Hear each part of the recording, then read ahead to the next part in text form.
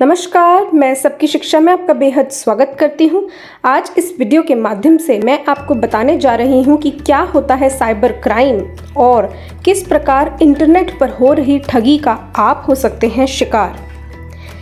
Internet में जो भी गुनाह होते हैं, जैसे कि आपकी पैसों की ठगी, मान सम्मान को ठेस पहुँचाना, आपके बैंक का पासवर्ड लीक कर देना, आपके सोशल मीडिया को हैक कर लेना या फिर आपकी पर्सनल इन्फॉर्मेशन को, जो कि कॉन्फिडेंशियल इन्फॉर्मेशन होती है, उसे लीक कर देना, ये सभी इंटरनेट के साइबर स्पेस के गुनाह हैं। और साइबर क्राइम के केसेस आजकल बढ़ते ही जा रहे हैं, इसलिए सभी इंटरनेट यूज़र्स को इसकी जानकारी होना आवश्यक है।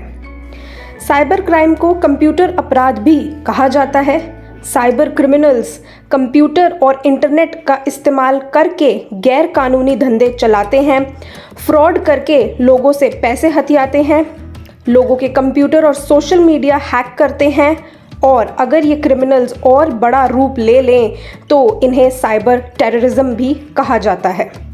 तो चलिए जानते हैं कि साइबर अपराध के कुछ मामूली प्रकार कौन से हैं जो आजकल रोज़मर्रा की ज़िंदगी में हमें देखने को मिल जाते हैं। सबसे पहला है हैकिंग। इस क्राइम में हैकर्स अक्सर दूसरों के पर्सनल कंप्यूटर या रेस्ट्रिक्टेड एरिया में घुसकर उनकी अनुमति के बिना उनकी प्राइवेट इंफॉर्मेशन के साथ खिलवाड़ करते हैं।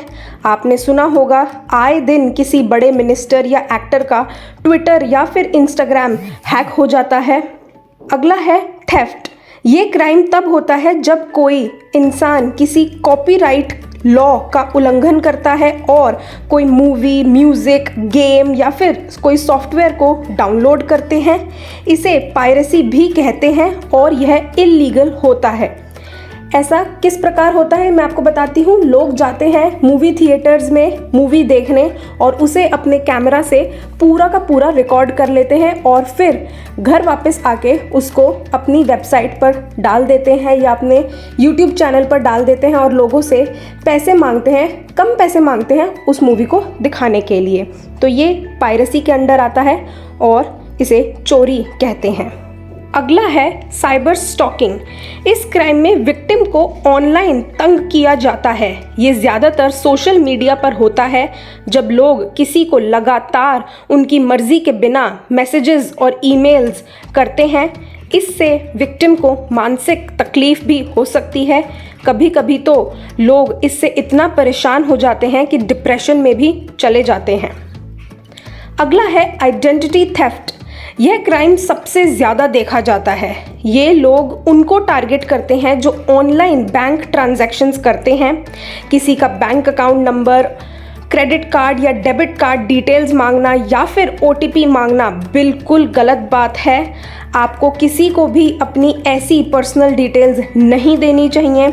बहुत से ऐसे केसेस सामने आए हैं जहां लोग अपना OTP, जी हाँ, अपने बैंक अकाउंट का जो उनके मोबाइल नंबर पर OTP आता है वो दे देते हैं और फिर बहुत ही भारी मात्रा में उनके बैंक अकाउंट से पैसे कट जाते हैं और वे पैसे उन लोगों ने खुद इस्तेमाल नहीं करे होते हैं। ये फ्रॉड का मामला होता है और लोग समझ नहीं पाते हैं।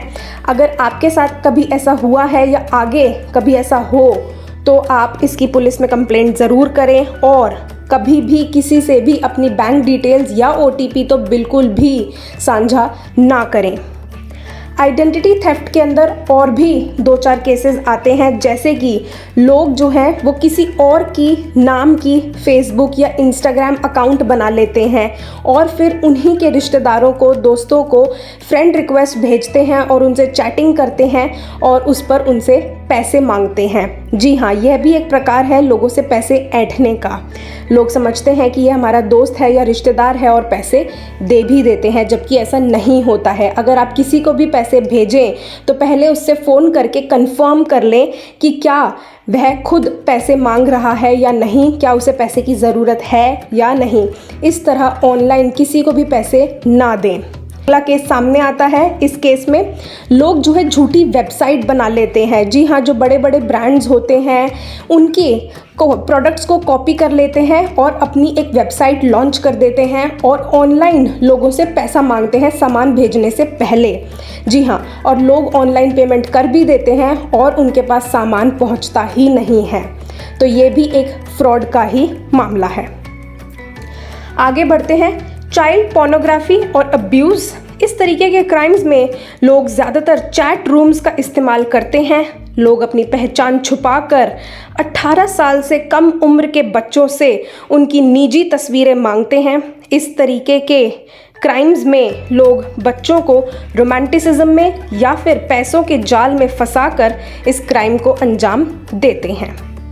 यह सारे गैर कानूनी क्राइम हैं और इससे आम जनता को आइडेंटिटी का, पैसों का, इज्जत का और मानसिक तनाव हो रहा है। हमें हमेशा सतर्क रहना चाहिए और पूरी जांच पड़ताल के बाद ही ऑनलाइन गतिविधियों में भाग लेना चाहिए। तो अब मैं आपसे इजाज़त चाहूँगी। सबकी शिक्षा को सब्सक्राइब करना ना भूलें और घंटी का निशान भी ज़रूर दबाएं। धन्यवाद।